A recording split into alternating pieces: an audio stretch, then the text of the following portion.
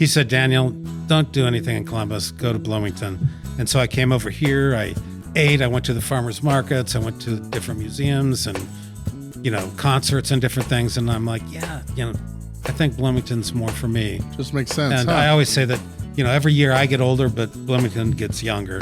Burgers, tacos, pizza. Oh my! Season 7 of the No Dishes podcast is here. Once again, brought to you by Visit Bloomington. Check them out at visitbloomington.com. Especially if you live in Bloomington, you'll find out about all this cool stuff going on around town that you had no idea about.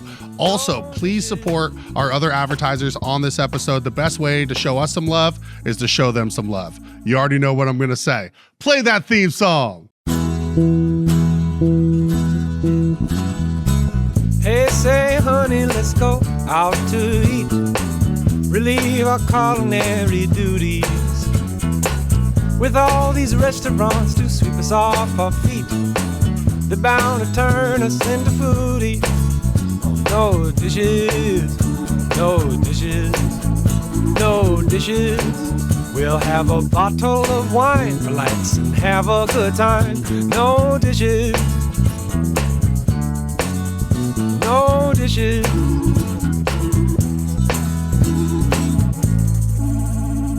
All right, we're here with a pretty long standing staple here in Bloomington, Farm Bloomington, with Chef Daniel Orr and their new Chef De Cuisine, Chantel Adcock. Adcock. I knew it screwed up. How are we doing, guys? Good. Doing well, thanks. Yeah. I'm so glad we can make this happen. You guys have been a staple in the community for so long. Chantel, I know you just moved into this new role, but you've been at Bloomington restaurants for a very long time as well.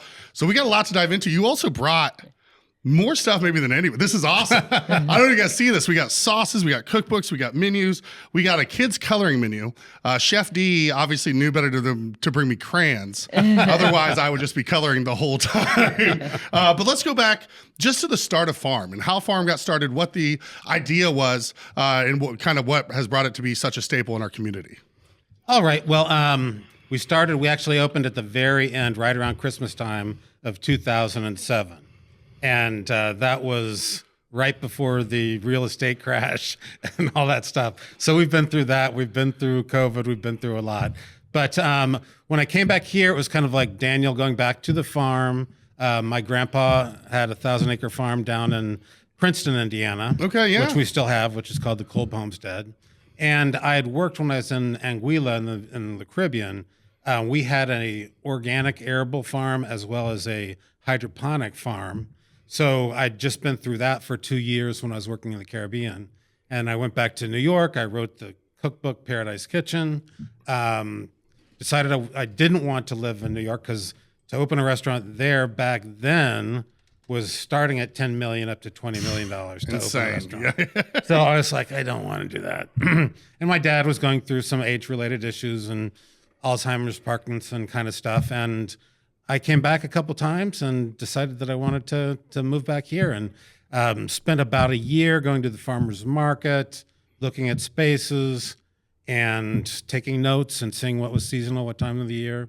And then we opened up, back in 2007. Yeah, I've been going for quite some time. And the whole emphasis, it's in the name, it's farm. It's and probably early on as far as the farm to table, which, I feel like became maybe trendier after 2007. So you guys we were one of the first. Leading especially in Indiana.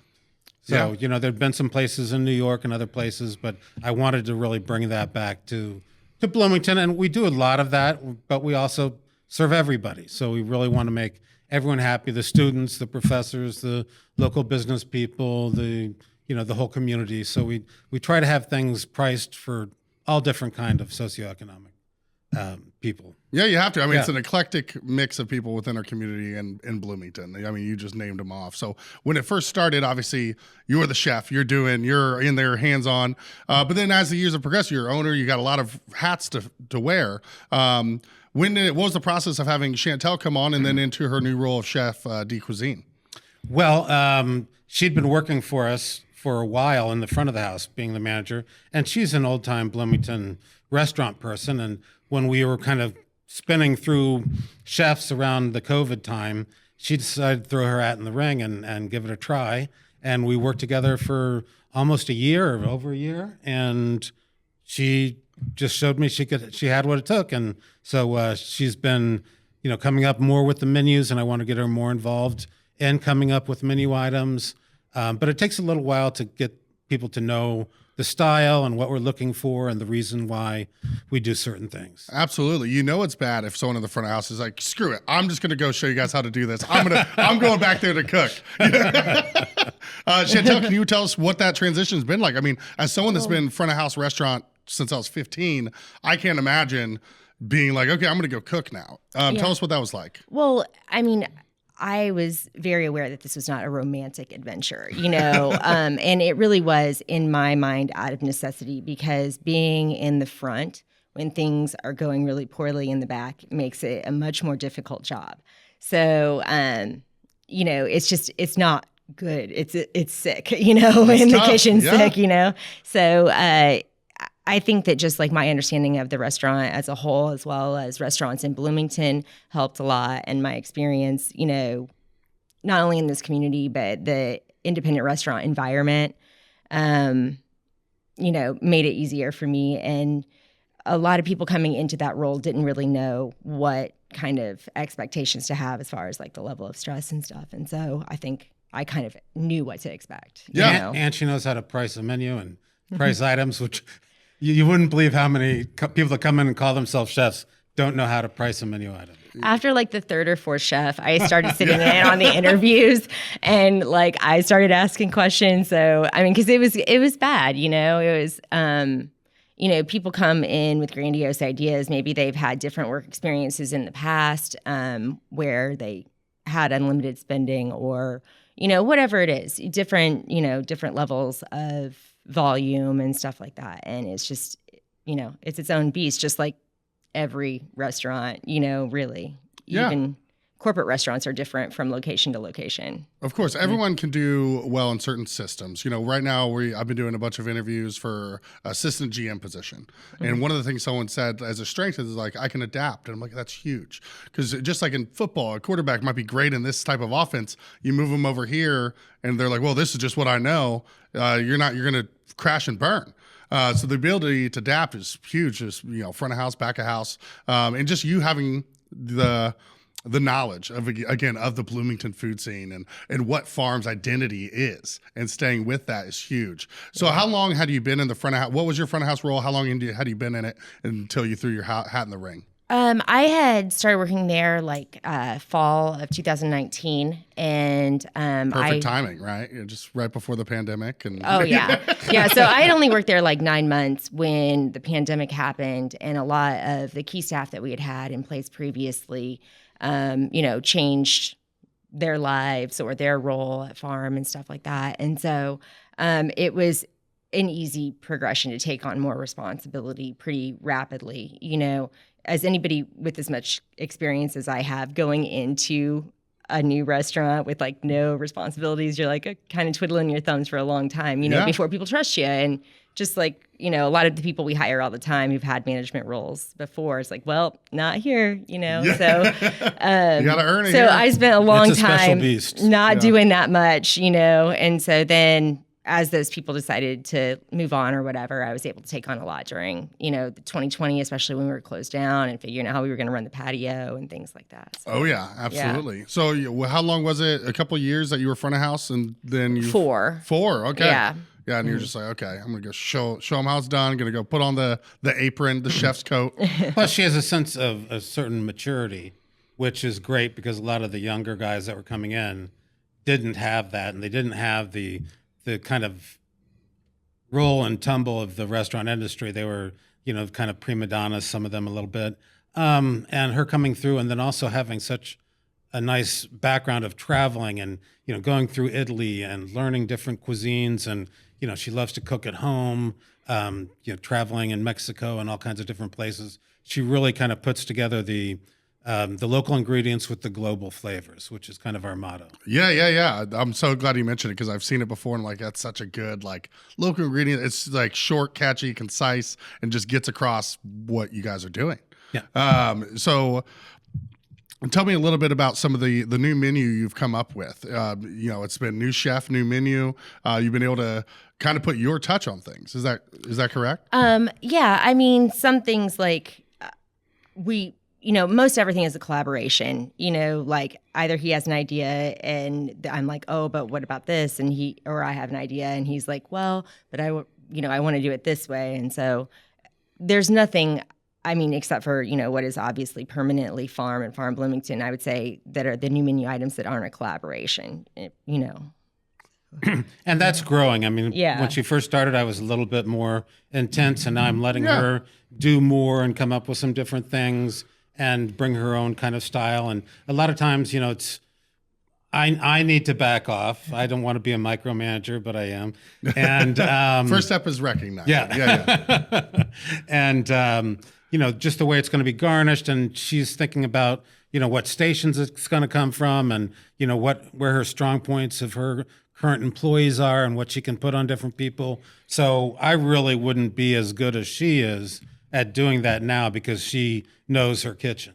Yeah, and that's huge, just knowing what they can handle. It's like, oh, it'd be great to put together this insane menu, and then you go do your first service with it, and you're like, oh, God, what do we do?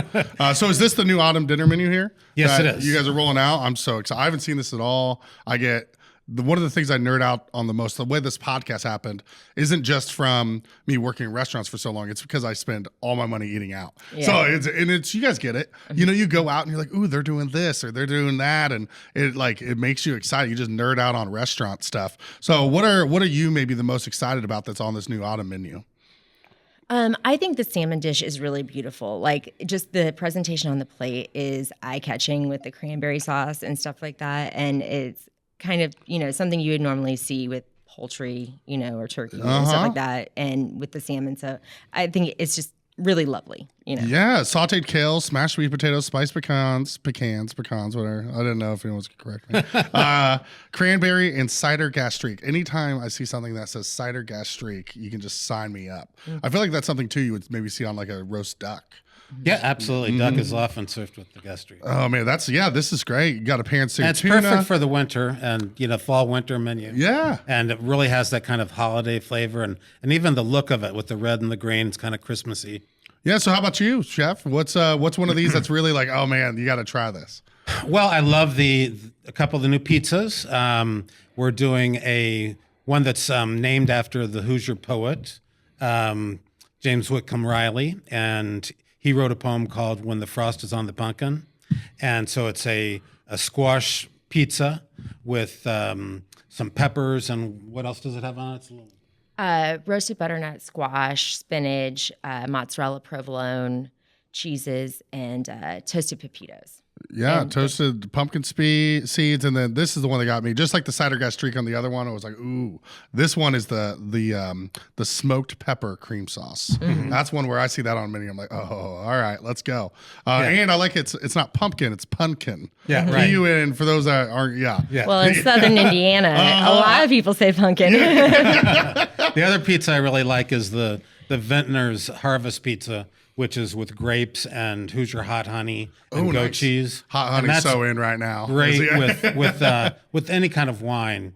So if you come into the bar and you want to just have a pizza and share it with your friend and a couple glasses of wine, that's a perfect pizza for that. Really, really plays nice together. Yeah, and you talked about hitting different price points. I've been into farm many times over the year, and that is like the pizza is very approachable from a price standpoint, and it is like high quality ingredients, really delicious, and you're not breaking the bank, which is so nice. How much are you paying for your restaurant's business insurance? What's affordable for your needs? What does your agent do for you that isn't just policy writing? Tony Brown with First Insurance Group has a keen eye for the policies all restaurant owners and operators would love to have. Tony provides risk management and other HR resources free of charge as your agent. Tony has no waiting period for loss of business coverage starting from day one, minute one, unlike other carriers' 72-hour waiting period. Tony has no audit for liquor liability and general liability, saving you time so you can focus on running your restaurant. And Tony's insurance carrier is the preferred vendor of choice for the Indiana Restaurant and Lodging Association. Call or text Tony Brown with First Insurance Group today, 812-327-2321. Set up a free review of your current policy and see how Tony can help you protect your largest investment, your business. 812-327-2321.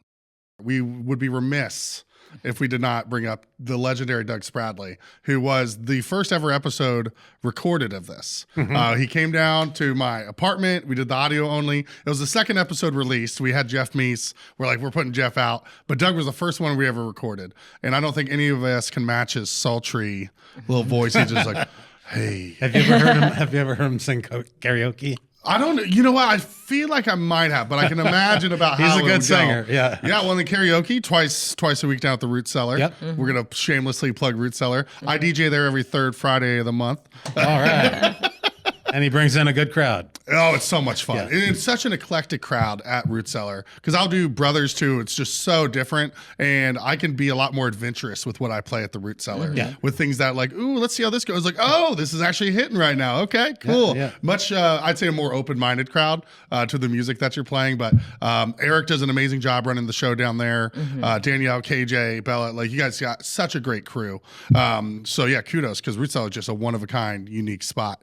Well, the big thing that Doug's doing now is he's doing flights of bourbons. Nice. We have the largest bourbon selection in southern Indiana with over 800 different types of bourbon and whiskey. Wow. So you can really come in there. We have a Bible that has all the different bourbons in it. And he's such a great curator of the stock that we have. And, he's chosen things that are very limited and that, not everybody can get it. You can't go to Big Red and get it. Yeah. And so he's putting together different themed flights about every 2 weeks. Wow, okay. So you can come in and try 4 different bourbons, and he'll be there and chat with you and talk about them. And it's a really fun thing to do, fun way to spend the evening. Absolutely. Last week he did a bottled in bond flight, so it's a little bit more approachable in price as well, but it's still really great quality ingredients, which is like the whole idea behind bottled in bond. If anybody's getting into bourbon, definitely worth talking to Doug about. I was into it for a while. I had had a good run. You and me both, buddy. Well, in Doug's one, I mean, we're blessed with some very great mixologists in this town. But Doug, man, it's hard to just not give Doug his kudos. I mean, he wins national awards. So, exactly. He wins national awards. He's he's just achieved so much, traveled all over, and has been recognized from the best of the best as being one of the best. So if you don't know Doug Spradley, you don't know the Farm Bar, you don't know their selection, go check it out. When are we going to start showing sports on the TV, huh? Never. No, I knew the answer. When there's a local game, we'll show it. Okay, all right. But we don't want the TV to be, it should be an art installation. Exactly. So we try to do non-commercial TV, usually Turner Classics or something like that, without commercials, because I don't want it to be a commercial kind of feel. It should feel kind of nostalgic. And but when IU's playing, or when we get down to the big games at the end of the season, we put them on. Yeah, awesome. Yeah. The one I know every time I've been in there, it's a classic movie, and it fits the theme and the ambiance. Right. And it's like Farm's not trying to be a sports bar, so I totally get it. I thought you might get a kick out of that. No, I've been asked many times. Oh, I'm sure. That's why I was just like, please don't hurt me. Yeah. So we I've talked a little bit about, your role in the new chef position, which is fantastic. Chef D, I know you have an extensive history and resume that I'd love to dive into some to know about your cookbooks and cooked for presidents and quite a lot that people might not know about. So I'll give you an opportunity to gloat a little bit. Yeah. Well, I don't really like to do that. I did work in 7 restaurants in France and Belgium. And I did that after I'd already been a chef. I ran a restaurant up in Rye, New York called Le Panetier, which is an excellent restaurant. And the owner there kept on telling me, but Danielle, that's not the way we do it in France. And so I saved up enough money and I just said, I'm going to go see how they do it in France. And back then, it was the French were the stars. So now they're great chefs from all over the world, and they're getting recognized, and the Michelin Guide is spread all over the world. It's not just France. But back then, you wanted to learn from the French. And the French have kind of a, all boys club kind of attitude and everything. And even the French in New York have that kind of standoffishness of everybody else. But I really enjoyed that. And I was treated really great in France because I'd already been a chef and a lot of them wanted to come to work in America. Oh, nice. So they wanted to have that connection, and they let me do a lot more than they would let a lot of people do it. But when I got back, I started working at La Grenouille, which means the frog, and that's a restaurant just closed a couple of months ago. Oh, okay. And it was opened in 1962. Hell of a run. It was a year older than me. Yeah. So it was great, and I really loved Madame Masson and Charles Masson. Didn't like his brother that much, but I don't like my That's own neither here nor there. I don't like my own brother that much. Yeah, so that's where I really worked with all the famous people and served all those famous people. You know, everyone that's anyone, especially in the fashion industry, you know, Madonna and Barbra Streisand and, you know, all those big 80 stars and a lot of the old time movie, black and white movie people, a lot of old jazz musicians, regular musicians, Frank Sinatra, all those kind of people. Wow. So we, you know, and everyone, all those people have their own little special things. Like Frank Sinatra, when he came in, you had to have a little dish with crudité and olives, and he liked to have something to snack on right when he sat down. He's a grazer. You know, I and mean, he wanted to have yeah. he wanted to have that kind of classic 1960s crudité and stuff like that. So, and you know, a lot of the different people, we got to know them and knew what they wanted and would make things special for them. And then I opened up a very big restaurant with Sir Terence Conran from London, which was called Guastavinos. And that was a 700-seat restaurant. Wow. We had a 150-seat fine dining restaurant that was a bridge over the other restaurant. We had a 70-stool bar and did a lot of really great food there, both the Brasserie Bistro with all the, you know, raw seafood and the towers and all that kind of stuff. And then upstairs was fine dining and tableside cooking and all that kind of stuff. And I got 3 stars from the New York Times. The highest is 4 stars. But in a restaurant that big, I felt pretty good about that. Yeah, absolutely. Yeah, to do 3 stars and 700 seats. Yeah. Yeah. Yeah, you're like, I feel like, yeah, by scale. You're killing When I it. hired out, we hired 100 cooks. Jesus. So Yeah, it making was that schedule must have been a nightmare. But I had two other chefs, one for the top and one for the bottom, and I was the executive and just kind of, you know, ran the whole thing. So it was fun. It was a great experience. But then 9/11 happened, and I was the chef there, and everything, you know, it was built under a bridge. So it was like where the power comes from Queens over to Manhattan ran underneath the bridge. So no one wanted to eat there because it was like they thought it was a Potential target or- and yeah. all that stuff. So we had to kind of open a nightclub late at night, and P. Diddy would come in there and before he'd gotten into all of his other shenanigans. Oh, God. Yeah. We had Mick Jagger. We did the after parties for the Saturday Night Live crew. Oh, wow. Yeah. You know, every Saturday night and What a cool all experience. kinds of stuff like that. And the first year we did $20 million in business. That's incredible. Yeah. And then, so how long did you kind of keep that going until you moved on? I was there about 7 years. Wow. And I was at the end, I was not only the executive chef, I was the general manager. Okay. Running the whole thing. So you both have the front of house, back of house here at this point. And I was just like, I don't want to do this anymore. Yeah. And then that's when I went to Anguilla in the Caribbean and the British West Indies and ran Cuisinart Resort and Spa for the owner of Cuisinart.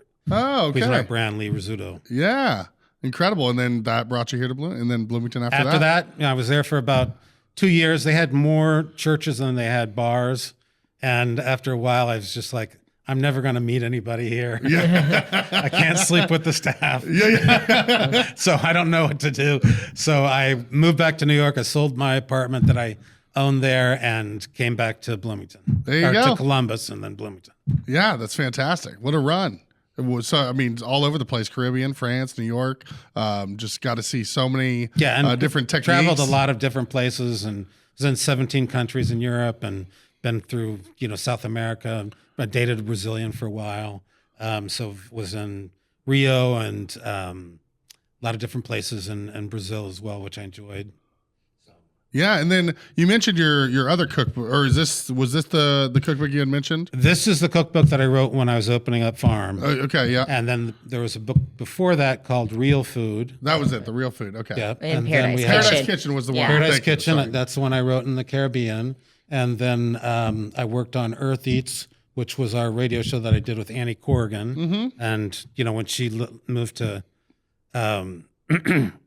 Canada, after Trump got elected the first time, we split up and someone else took over the show. Okay, But yeah. it's still a great show. It's every Saturday morning on NPR. Yeah. Local I radio know station. Toby, who used to own the Allery, now has a self-titled vegetarian kitchen. He works on Earth Eats and came down, did some stuff with us at the Chocolate Mousse Warehouse. And it's a really great program. Yeah. So that's awesome. Chantel, can you share we talked about being a restaurant veteran. Yeah. Can you share a little bit about your background?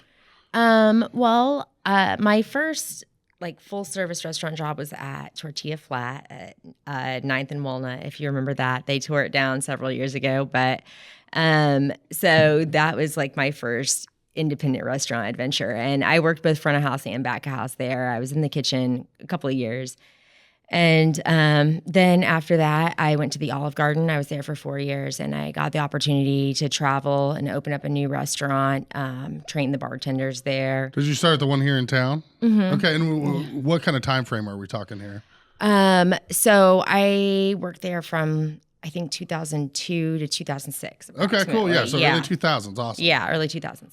So they had just opened in the holidays of 2001. So this was the Olive Garden heyday. Okay, Yeah. this is Let a me frame big this for deal you. at Yeah, the time, So it was a good time though, and I worked with Kyle Denke there, who's I was now. going to ask. That's Yeah, why. but I had been working with him since I was 16. Really? We worked in the mall together at the Luger. pizza shop. Yeah, Yeah, Kyle's fantastic. yeah, he is. He's a good guy, and so we're buddies, and he's my mentor for sure. But that's how I ended up there, and then I left the Olive Garden and went to Nick's in 2006 and spent 10 years there.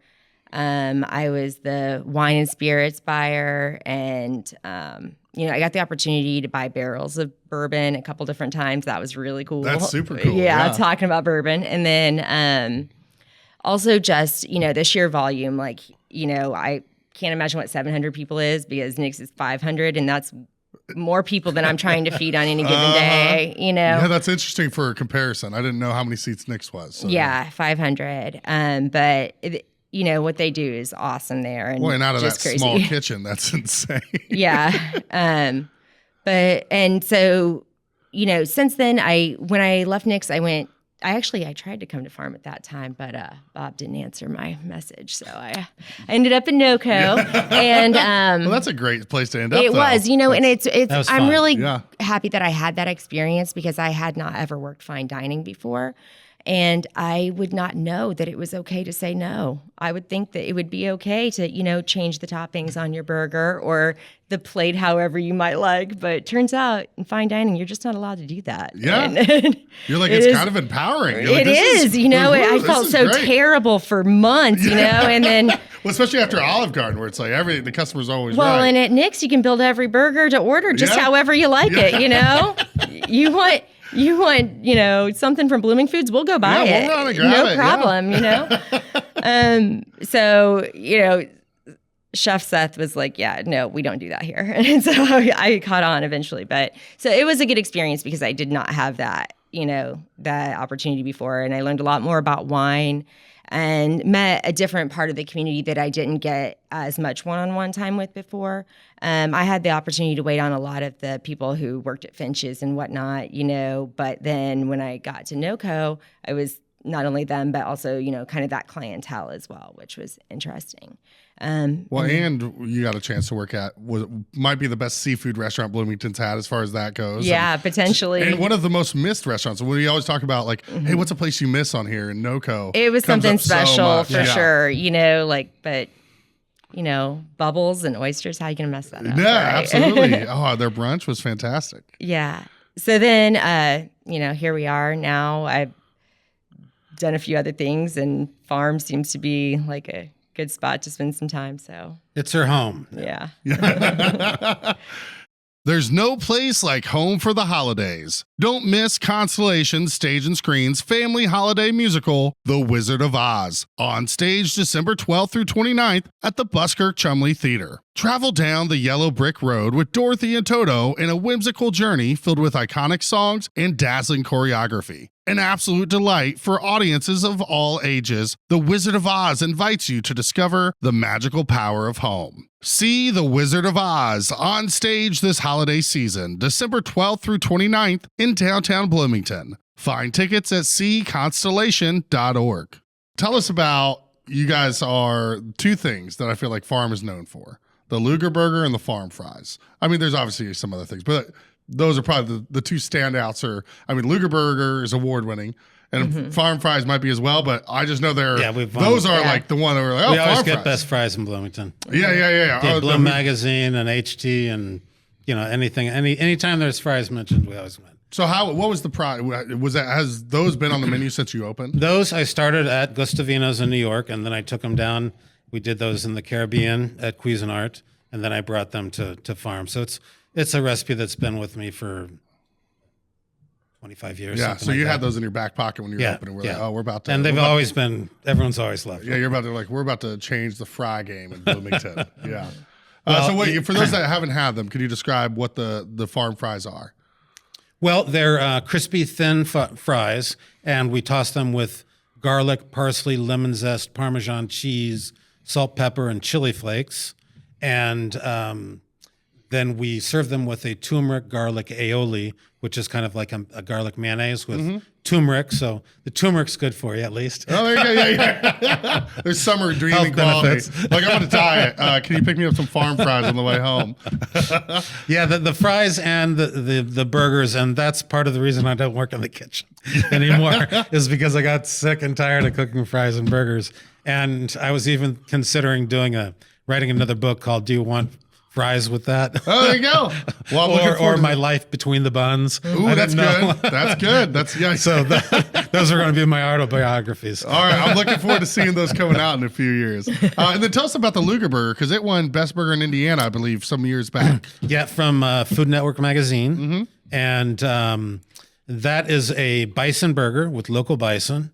And we do a Columbus Cowboy rub, which is a espresso and chili rub, and gives a kind of a nice smoky, deep roasted flavor. That's grilled and then served with lettuce, tomato, onion, nice big old pickle, and potato salad. People love our potato salad too. And since the fries are so popular, I don't just want to put fries on everything else. So, those are usually kind of come out as an appetizer or a bar snack, and then the potato salad goes on the other sandwiches. That's great. I've had them both. They're fantastic. I don't know if you had a chance to try that. I think of Good Fries. Tap does really good fries. The Tap fries are fantastic. FARMfries, again, you win every year. When I worked before Chocolate Mousse, I was a front of house manager at Sweetgrass, and we did our cotija cheese fries. I don't know if you ever had a chance to have those, but I didn't know. Oh man, I'm just reliving the glory. But yeah, it was cotija cheese, like a pesto aioli, and that was when I had first. Back then, this is 2011, or probably about 2012, and aioli was not a popular term then. And I remember starting there, and everything was, and I was coming from a Charlie's where aioli was definitely not a term there. And it was just like, the chef was just like, oh yeah, it's just fancy mayonnaise, But if anyone has had those fries, please comment, because I miss them so much. But FARMfries, God, they're still here. You can still get them right now. They're amazing. And actually, they're going to be we're just launching a new happy hour. Oh, nice. And so the fries are going to be one of the food options, 25% off the fries, the Middle Eastern pepper walnut dip, and the hummus, and then 25% off drinks. Middle Eastern pepper walnut dip. dip. So the wine by the glass, the draft beers, and our classic cocktails. 25%. And what are the times and days on those? 3 to 5, Tuesday through Friday. Tuesday through Friday, 3 to 5. Are you guys closed Monday? We're closed Mondays, yeah. Okay, cool. But it's. I think Friday will really be hot because everybody loves to stop by after work, and hopefully with the holidays coming up, people can come out and have a nice happy hour, not break the bank, and really enjoy some of our classic food and drinks. Yeah, well, and for those that don't know, Indiana just changed their laws. You used to, until July 1st of this year, I think. Right. Yeah. You used to be able to not discount alcohol based on the time of day. You could, if you ran a special, it had to be for the entire day. And so now you get places like Farm and other places in our community doing cool happy hour stuff. So if you notice, there's been a big uptick in happy hour special. It's because they legally can now. And you could do it in the past with food, but now it's like, it makes sense. It goes together. So now 25% off glass of wine, beer, classic cocktails, some fries. Sounds, you're going to be seeing me 3 to 5, buddy. Yeah. What about, and we got some really good non-alcoholic drinks. I was going to say, you get 25% off on mocktails on a happy hour? We'll have to discuss Think that. about it. Think about it for me. We hadn't talked about it, but I think maybe we'll do that. Because I like a good mocktail. Yeah. Well, it's even for, I know people that aren't even, sober like myself, but they do it to pace themselves. Yeah. Yeah, do one on, one off, and next thing you know, it doesn't catch up to you as quick as it might have otherwise, You guys are doing a bunch of stuff for Thanksgiving. Yeah, Thanksgiving, we've been doing it since year one. So it's kind of a tradition now in Bloomington. And we have people that, like when they leave, they say, can we book for next year, and it's become, we see the same families come back every year. So it's a lot of fun.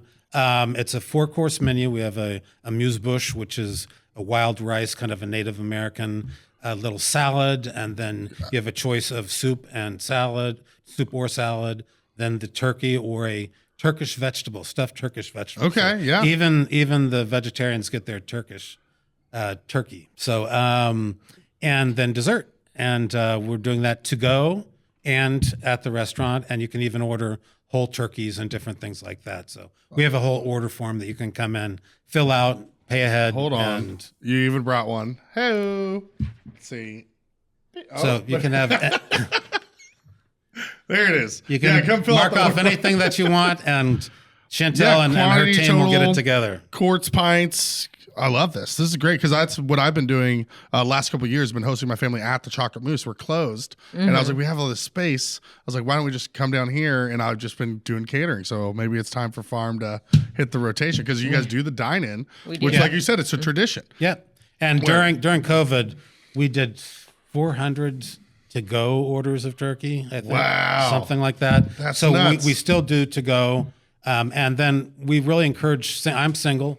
So I encourage single people to come in, sit at the bar. They can order the turkey a la carte just at the bar. Yeah, that's so great. single people can come in and enjoy their time out and talk to Doug and the other bartenders and not be stuck at home alone and watch the parades and the football and all that. Yeah. Well, single people still have families. Come on. It's like you have no one. No, that is a great idea. And then you get to see them come back next year with the person they met the year before at the farm bar. We've had a lot of that happen. happens. Yeah. I'm sure. Yeah, especially And if especially the root cellar. A lot of people book weddings with us that met in the root cellar. that's super cool. Yeah. I love that. So that's fun. Yeah, we'll get that when we do tons of Chocolate Moose catering now for weddings and stuff. But 8 years ago we didn't, and then a couple reached out and they're like, "Hey, we had our first date at Chocolate Moose. We wanted it at our wedding. Can you bring it?" I was like, "Yeah, sure, we'll find a way." And then that just like, should we be doing weddings? And the answer was yes. Yes, we should have been doing them. Especially in July when the city's slow. Yeah. Oh yeah. So you really need to book. If you can book, 2 or 3 weddings in July, it really helps you get through the year. So help me here. You said it and you pronounced it. I feel like I've been pronouncing this. Garrett, can you scroll up? I've been pronouncing it wrong my entire life. I've always said amuse-bouche. Amuse-bouche. Okay, so I was close. You just have a little more accent on it. Yeah, it just means to amuse the mouth. Yeah, and it's So to get your juices flowing and okay. So while you're waiting for your appetizer and they can be very intricate. A lot of French restaurants will be incredibly intricate, but this is just a really nice kind of way to start. And everybody can have it. The vegans, vegetarians, and meat eaters can all enjoy that. That's great. See, I knew about them. I knew the purpose. I've had meals with them, but when you said it, it sounded so much different than how I said it. Like, oh no, I've been making an ass of myself every time I've said it. And they're just like, look at this uncultured swine. And I just don't want to be that. I want to pretend like I'm not. So thank you for correcting me on that. Well, that's so exciting that you guys are doing all that it's become something cool for people to come in and enjoy Thanksgiving at farm, and that not a lot, everywhere else is closed, Yeah, pretty so much. you're kind of zigging while everyone else is zagging. And how does that work with the staff? I think the staff kind of they're incentivized to work that day. I think they make really good tips that day. Yeah. We do a big meal afterwards, so everybody can sit down and eat together after the restaurant's closed. That's and great. have kind of a family turkey meal. So all the all the remnants of the feast are left, and staff get to enjoy those. And I think it works out well. In New York, everything's open. So I'm used to working holidays and Right. all that. Here, it's a little bit harder to find staff that is willing to work those days. But it just makes economic sense, and I enjoy serving Thanksgiving. I think it's a special holiday. Well, yeah, and you feel like you're part of their Yeah. family when Yeah. they're coming in. We've done that in the past where we're like, hey, we're not planning on being open, but if anyone wants to work, because we had it where we opened the old chocolate mousse stand on Christmas Day once, because we had some staff that were like, hey, I'm not doing anything and I wouldn't mind working. And people loved it. You know, they were like, Yeah. oh, I can come out with our family, even though it's cold, it's the winter, and just go to the chocolate mousse. It's never too cold for ice cream. Thank you. God, need more people like you, Chef. That's never too cold for ice cream. That'll be the title of this episode. People are going to be so like, what? Farm. It's, huh? The No Dishes podcast is brought to you by visitbloomington.com. Visitbloomington.com is the best resource for restaurant and culinary information, special events, fun activities, places to stay, and more in our area. We share a similar mission here on the No Dishes podcast of highlighting local businesses and the people who make our community unique. We can't thank them enough for hopping on board. Check them out at visitbloomington.com to easily plan your next meal, visit, or night out on the town. I know one of your other staples I would have to bring up that's been with you for a long time is Ali. Helps run the front of house. Tell us a little bit about Ali and how integral he's been to your success at Farm. Well, I wouldn't want to own Farm without Ali, just to be that. He's my brother from another mother. We call him the Persian negotiator. And, he negotiates the prices and works on, getting us the best deals. And then he's the general manager. So, he spends a lot of hours there. I don't think he's taken a vacation in 10 years. Wow. And I try to, take some time. Take some time off, but he's got a couple kids, and he just is trying to make the American dream come true for him. And I really appreciate him. So yeah, it seems like he has. He's got a car that I'm very envious of. I love his car so much. It's been more like 13 or 14 years. It's been a long time. Yeah, but he is started not- actually as a dishwasher and as a cook, and then moved up. Really? Yeah. I had no idea that he did that within Farm. Yeah, Huh. because he was. Well, I don't want to go into his life. But Yeah, but he was going through some hard times. Yeah, and but he we worked tried to it. help him out. Start at the bottom. Now we're here. What's up, Drake? yeah. You're like, that's awesome. That's such a cool story to hear. Like coming in, dishwashing, and then next thing you know, running the show however many years later, and living the American dream. Yep. Sweet. So if you guys went in tomorrow, I like to ask people this. You got the menu, but like we all have stuff we like to make ourselves. Like Chantel, if you go in tomorrow, you're like craving, like what's the like off menu item that like you're making yourself? Well, I don't really eat that much at work. I'm not going to lie, just because there's not time for that. You know? All business. All right. Yeah. My mistake. You're like, There's really not time for that. But if there's like family meal that we make for the staff, which that varies every day basically on what the sous chef's trying to eat, But I eat like a lot of pizza, at the end of the night. The sausage is really good that we have right now. It's like a little bit spicier. And that mozzarella provolone blend that I got, I'm into that. So, and then some like hummus with pita that's not cooked, Ooh, like okay. like a little sandwich situation. That's probably the two things I eat the most often. Okay. What about at Nick's? Did you have an off menu favorite? Because you were there for 10 years. Well, that's the thing about Nick's. Nothing's off menu. You can get whatever you want there any time of day. True. Okay. Well, did you have a favorite go-to create your own? I ate a lot of burgers there. I'd say probably, and a lot of salads too. You can always doll those up however you like with a lot of different ingredients. So, but if you're just like going straight for it, it's got to be like a sub, no pizza sauce, substitute garlic mayonnaise. Ooh, okay. See, this is this is what we're here for. Yeah, add lettuce, tomato, extra pickles. See, I knew you had it in. We all have it. Everyone that's worked in restaurants long enough, we all have that. Like, oh, this is my go-to. Where if you came in and ordered it as a customer, you'd be an asshole. You're like, God, how many subs does this person want? Right. But yeah, you work somewhere so long, like you've got to start getting creative to still enjoy everything. Yeah. Chef D, you got a favorite? I mean, you make a ton of. You post on your Facebook. You're making cool stuff all the time at home. Yeah, I really like to cook for myself. But at the restaurant, I do love the burgers. I'm trying to lose weight, and at 61, it's hard. You and me both. And, 34, it's hard. So I try to eat proteins and vegetables, and salads and not too many fried things. And it's just like with alcohol or French fries or any of that kind of stuff. Once you've had a lot of it, you don't really want it anymore. Yeah. So, I love cooking at home. I love wild game. I love venison. People always ask me what I like to cook. I would say seafood. Yeah. Because there's just such a wide variety of things where it's not just the standard beef, pork, chicken, and, lamb. Seafood, there's such a wide variety. And I love sushi, love Japanese cooking, love Asian cooking, love Indian cooking.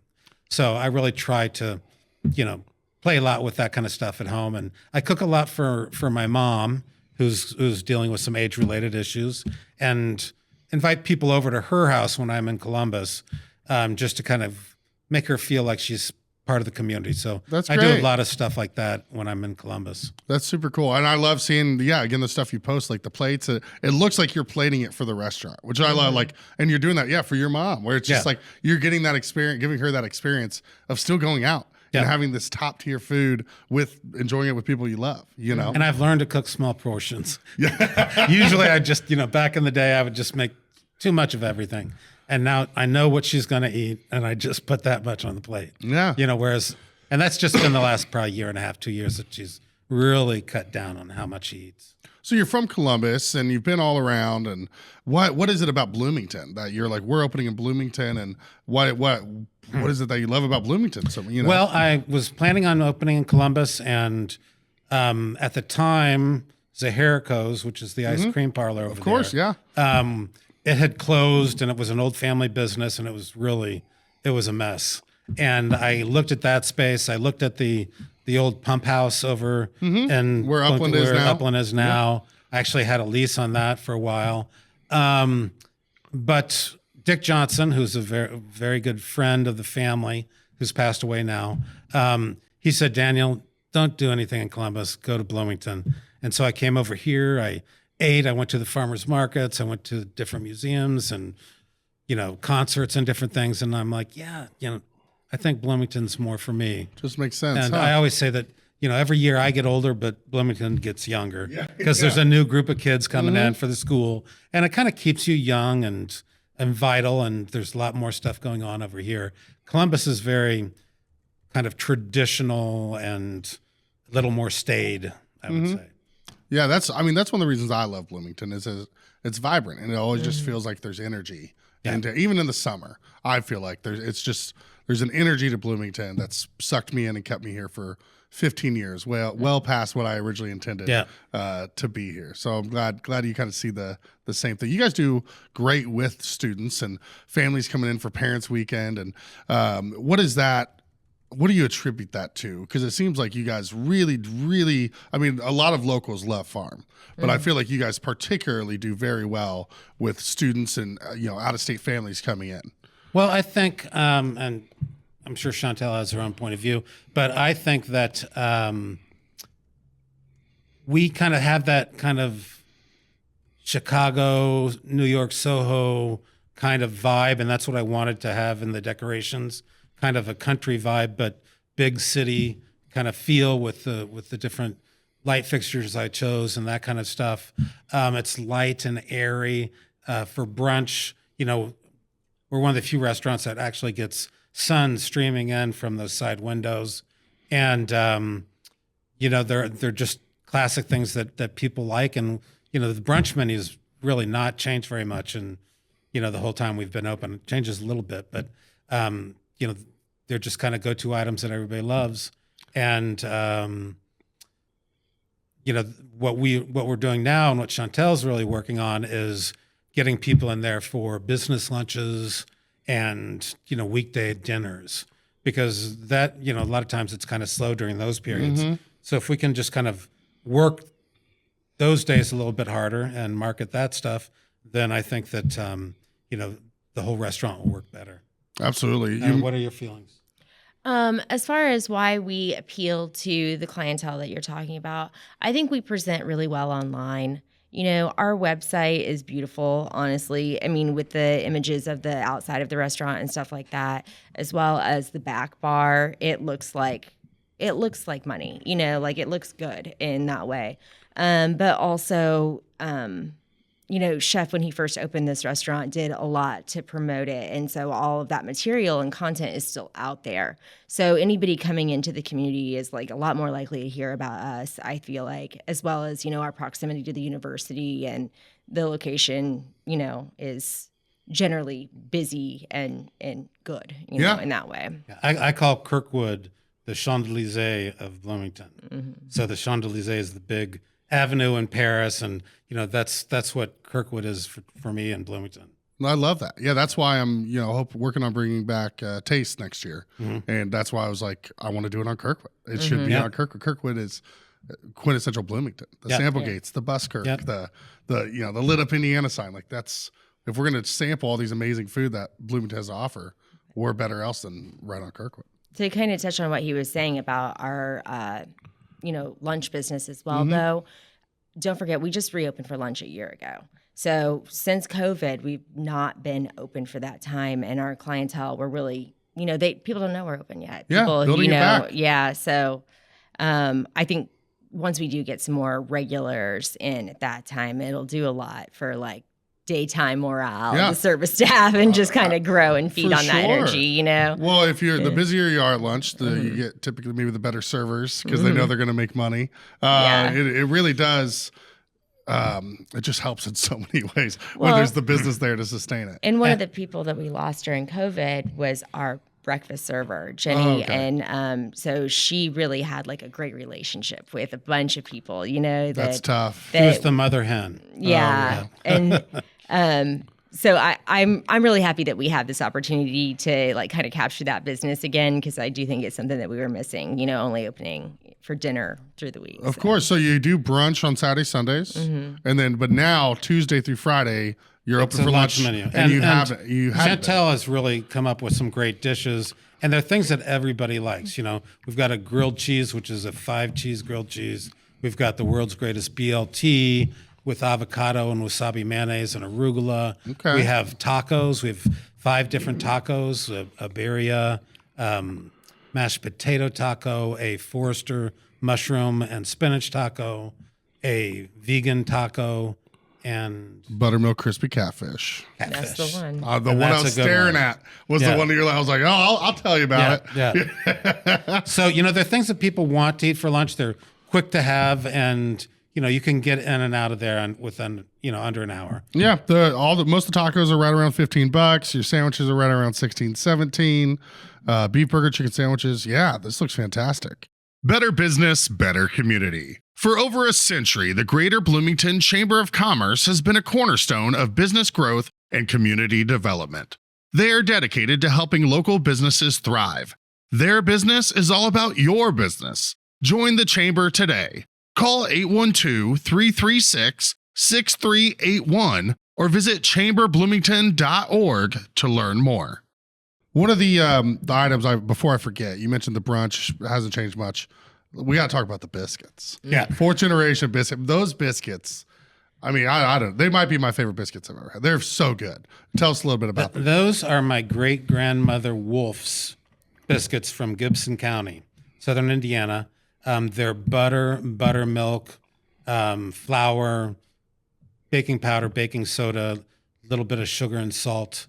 And you mix that together very gently so the butter stays in little pieces. So the rise comes from the butter melting and steaming almost like a croissant. And then you have the baking powder and baking soda, which react to the buttermilk, which also causes another type of rise. And they get nice and kind of caramelized and brown on the outside. And those were the country biscuits that my great-grandmother made to feed the field hands and the people that worked on the farm. And then my grandmother taught my mom taught me, and there we go. Man, those are some lucky field hands. And we served those with, that you fed people, and actually those were some inexpensive things to make back then. Because you had the butter, you had the milk, you had all that stuff right there on the farm. So it was a different time, and now we serve them a little more glamorous with some of our homemade apple butter or one of our jams. We've got a a peach lavender jam, and we've got the strawberry rhubarb, which you have right there. You already beat me to it. And I was then gonna whipped butter. And Yeah, it's one of those where almost like everybody gets a basket of biscuits when they come in for brunch. man, well, it's just so hard to not have 3. Like, you know what I mean? Like 3 is me being good. Like that's, you know what I mean? Like that's a problem. And they're big too. Yes, yeah. It's very problematic for me. But then you take a nap, right? Yeah. So Well, that's the nice part about brunch. Yeah. Yeah. You have brunch, then nap, and then take the rest of your day. Yeah. Yeah, and now I'm not drinking mimosas, so I got calories I can make up. you Right. So yeah, I'm glad you alluded to these over here. I wanted to mention all these sauces and jams and stuff that you guys make at Farm, and you can purchase by the bottle. Well, there are recipes. Ooh, sorry, yes, correct. Yeah. And I worked with a company over in Columbus, and now we've switched to a different company that Chantel found. Nice. And they've been doing a great job putting them all together. And, we got to work back and forth and taste what they were making and make sure that it was exactly what we wanted. And, so we've been working with them. And I think everybody loves the different hot sauces. That one comes from Anguilla. I'm taking this one with me. Yeah, well, these are all for you. Oh, I know. Well, Garrett and I are share. Okay. Thank you. Well, first off, thank you so much. I really do appreciate it. But yeah, Garrett, I'm calling dibs on the Anguillan. Yeah, don't let your man Nailed go. it. Beach jerk hot sauce. Don't let your man. Oh, okay. All right. I love it. Dude, that's got to be so much fun to come up with the names. Yeah, your guys' house ketchup is phenomenal too. I was just reminded about that. You guys are crushing it. I love it. It's fantastic. One of the things I was looking on here, what is Cinque Terre style fried calamari? What is it? How did I butcher? How bad did I butcher that? Cinque Terre, like the place in Italy. Cinque Terre? Yeah, so there's like Italian inspired calamari. Okay, all right. Yeah. On the such a west fraud, coast, on the for the west record. coast of Italy, kind of up near Monaco and France, there are 5 villages, and that's what it's named after, the 5 villages, 5 lands, Cinque Terre. Yeah, so what is that style? What is that? How's that calamari going to be different? Well, it's deep fried, and then it has a lot of citrus. It has some crispy lemon rounds in it. It has some pepperoncini in there, some chili peppers, parsley, garlic. So, and then they're served with our aioli and our red pepper coulis. So I feel like Farm has, at least again, this is all from just my perspective and being in the industry, being in Bloomington over the years, has a way of drawing, when big names come to Bloomington, a lot of times they go eat at Farm. Do you guys reach out to them, or do they find their way to you? Because I remember seeing like Arsenio Hall in there, and you guys have this nice private big booth to where I don't think anyone else can see who's in there. Right. So that helps to where it's only on the way in, on the way out, and hopefully they're not being bothered. We get a lot of people coming from IU Auditorium, from the Buzzkirk Chumley next door, from the music school. Mr. Mellencamp likes to come in. We do some private catering for him as well. Nice. And he brings, a lot of people come to his recording studio, like even Stephen King came to voice one of his books and recorded it at Mellencamp's. And so he was in a few times while he was there. Super cool. And, just had a lot of really fun people in. Tony Stewart comes over from Columbus. There you go. I wonder, is he still trying to sell that property of his? For $20 million. Yeah. It's a super cool property. I've cooked there. Really? Yeah. It's actually pretty close to my mom's house. Okay. Awesome. Yeah. Is it kind of near Grandview Lake? Kind of near Grandview, kind of near youth camp.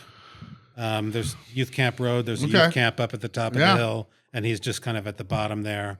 Yeah. What's cool, you see all these like national, like cool houses, Facebook pages or Instagrams, and they've all reposted the Tony Stewart, like look at this $20 million compound in Indiana. And it's like a mix between a Bass Pro Shop and a house. Well, it is. I think Bass Pro Shop donated it.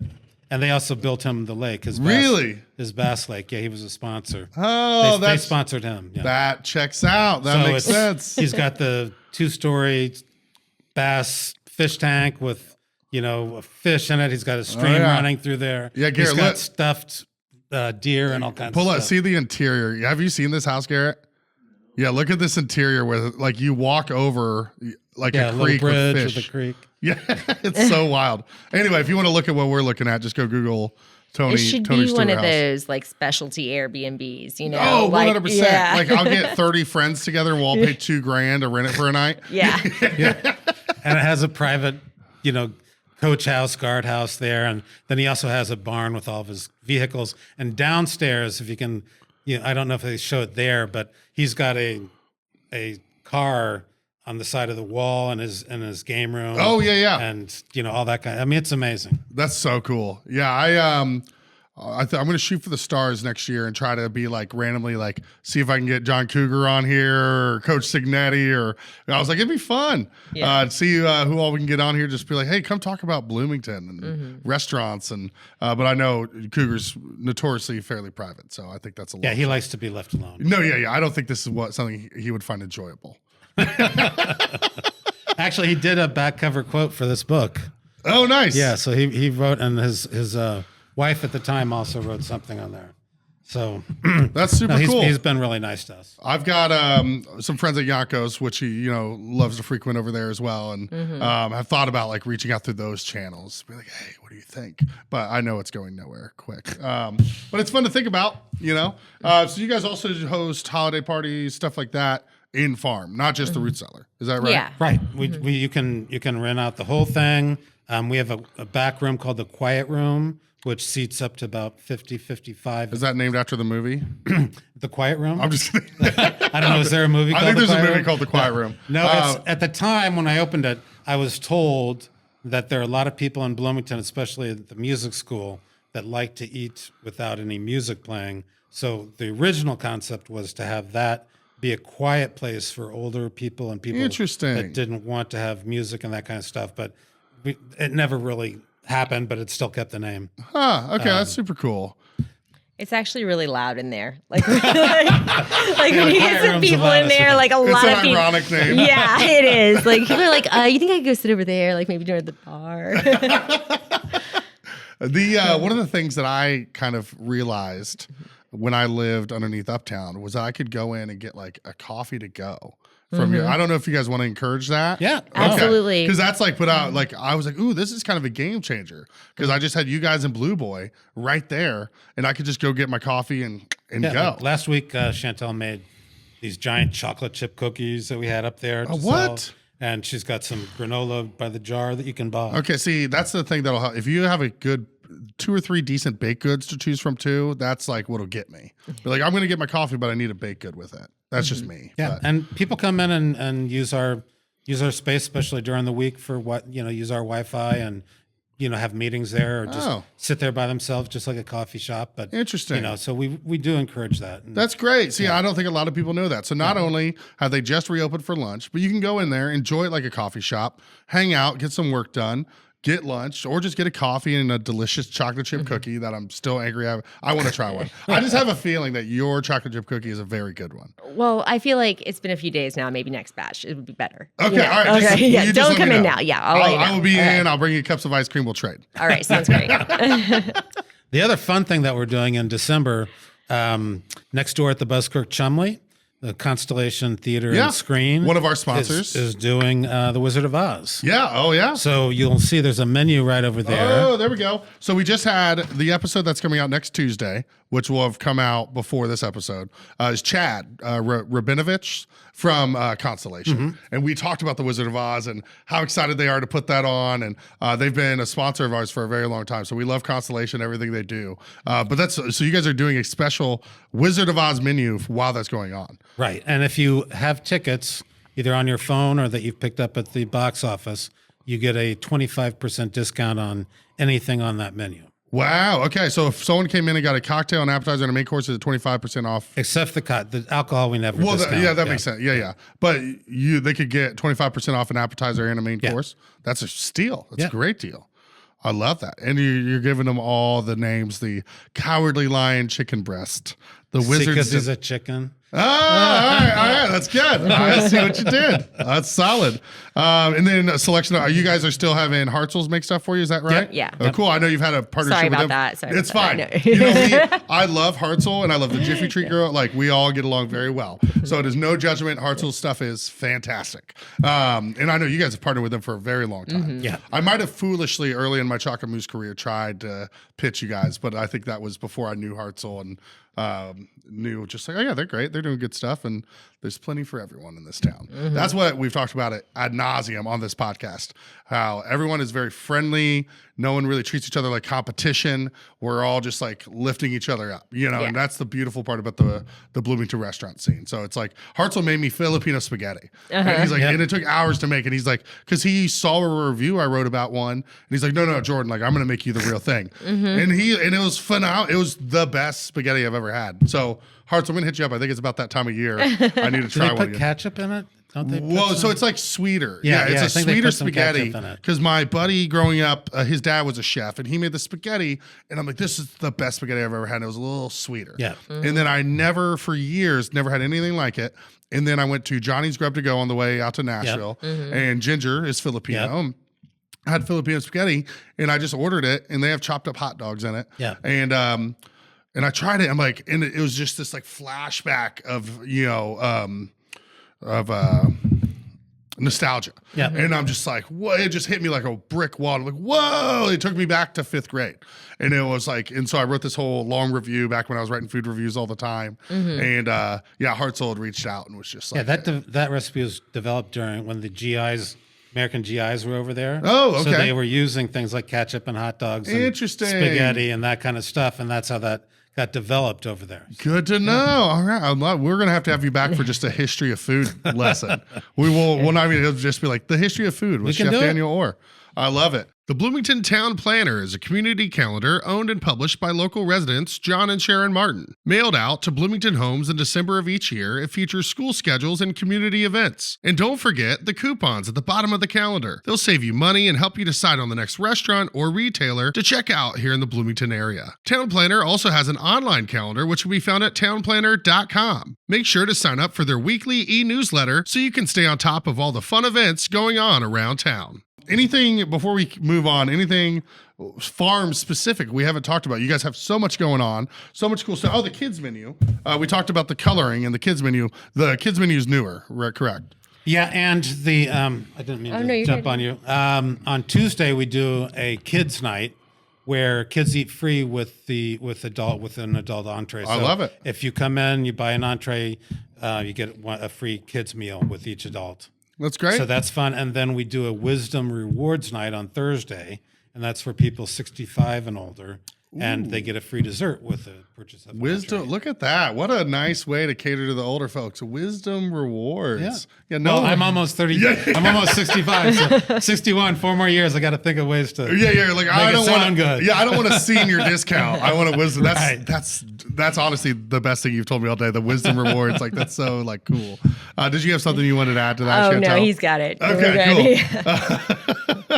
Well, sweet, cool. Yeah, kids menu eat free. Are you guys still doing the VIP dog thing? Yeah. That's Wednesdays, right? Yeah. But only when the terrace is open. So Yeah. Okay. it's Like coming if- to a close, but Yeah. we'll do that again next year. Terrace runs through the end of October, don't they? Typically, Yeah, but it will all parklets. depend on the weather and. Oh, okay. So they're you know, letting but- it go longer this year. No, I mean We're whether on we the set it sidewalk up. now, so we're not in the okay. street anymore, but we still Gotcha. have a patio. It's just not as large. Gotcha. Okay. Totally understand. Yeah. Well, both you guys and Updale did a great job of utilizing those parklets, and it's really cool to see those being used like that. Well, cool. Keep it up, guys. I want to talk. The thing we always end on are places you miss that used to be in Bloomington, and just other restaurants and bars and stuff that you enjoy in town. Oh my goodness. Well, I'm going to let her go on that because I'm not from here originally. And I basically, for the past 20 years, I've gone to work to home, to work to home. Well, and you're cooking and then at home I'm all the running to time. Columbus to, take care of my mom. And also kind of antisocial. Yeah. Well, while she speaks, you got to give us one. I'm sure you got some place that you can be like, okay, this scratches the itch Well, for we me. kind of agree on one place for sure. Yeah. Like the only place he ever really goes and the only place I ever really go, just not at the same times, is the office lounge, I'd say. Oh, there you go. I mean- Butt steak special. Let's Yeah, go. yeah. They I'd are go just, there. there's no fuss, no muss, Uh-huh. they're doing what they do well. That's I have no shame. I will do steak sauce with a sirloin. Mm-hmm. Not everywhere, but I never had Country Bob's steak sauce until the office lounge. Yeah. And it's just like, speaking of like a little sweeter, Mm-hmm. and I was just like, God, that's good. Well, I mean, it's just like a regular weekday. You're still supporting a local place. You can get in, you can get out, you can get food, gamble, Yeah, if your nobody friends wants to do a drink, little they pull drink, tabs with lunch. do what Let's you go. do, But, I would say, I mean, Irish Lion also is a classic. I would Yeah. go there and I'd have the oysters on the half shell and escargot. Those were my two go-to at the Irish Lion. I really miss not having that around. You talked about NoCo earlier. So I love seafood, like I said before. And, I would say those would be my three. Yeah, the Office, the Lion, and NoCo. The current and the two misses, and the recent miss and the old school miss. Yeah. That's a good lineup for sure. Yeah, that reminded me, I meant to mention on your brunch menu, one of the best deals is that steak and eggs. What is it? The baseball cut? Babe Ruth. Babe Yeah. Ruth, thank you. Yeah. Yeah. That's a baseball cut. Yeah. Yeah, it's like $15, $16 steak and eggs. That's one of my favorite things on your brunch menu. I got so distracted by the biscuits, I forgot to mention that. It was funny. I was there last Friday, and a guy was there. He's like, "You got to put the steak and eggs on the Friday menu." Yeah. And people are always asking for biscuits on Friday, so we have to talk about that. Yeah. Okay. So we're talking about discounted mocktail happy hour and biscuits on Fridays. Yeah, she's going to decide about the food. Ali's going to decide. It's not going to be my fault. Oh, it's all okay. If it's Ali, I'm going to peer pressure on them. I'm like, Ali, brother. Yeah. Come on.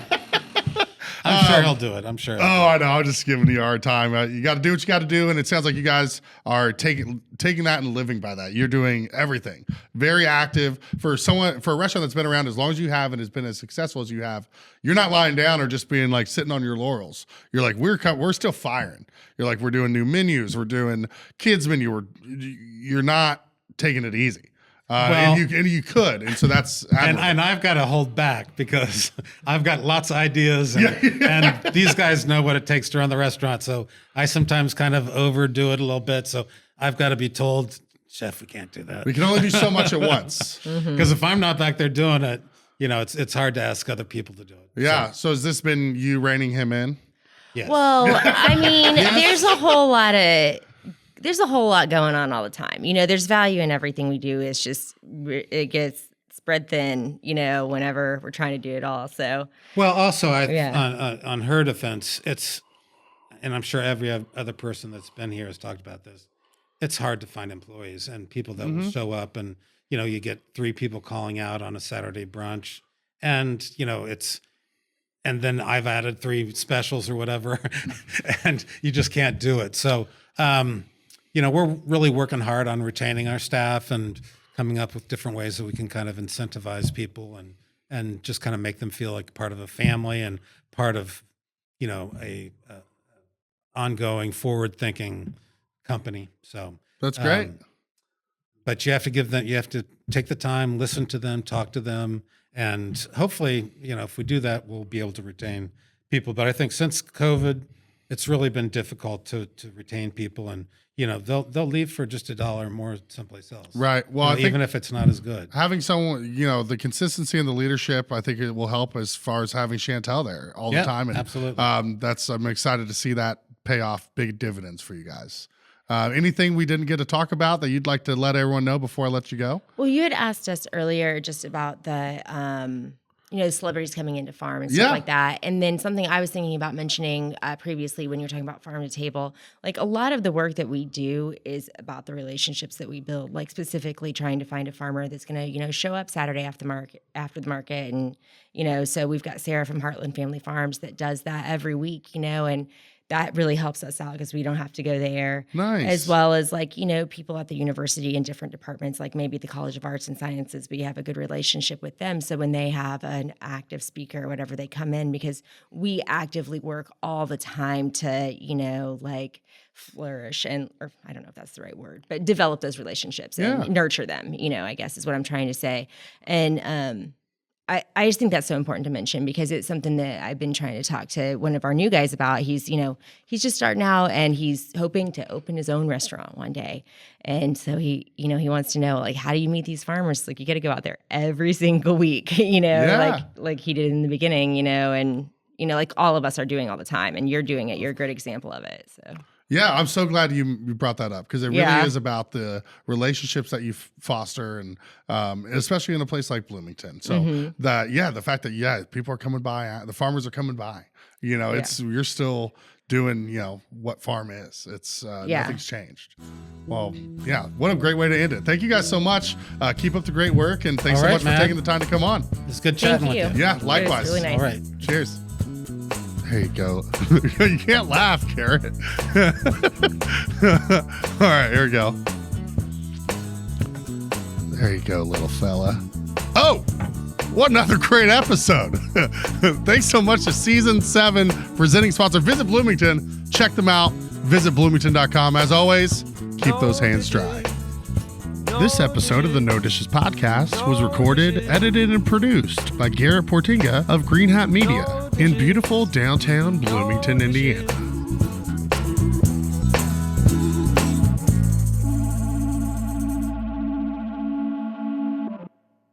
No Dishes Media. No Dishes Media.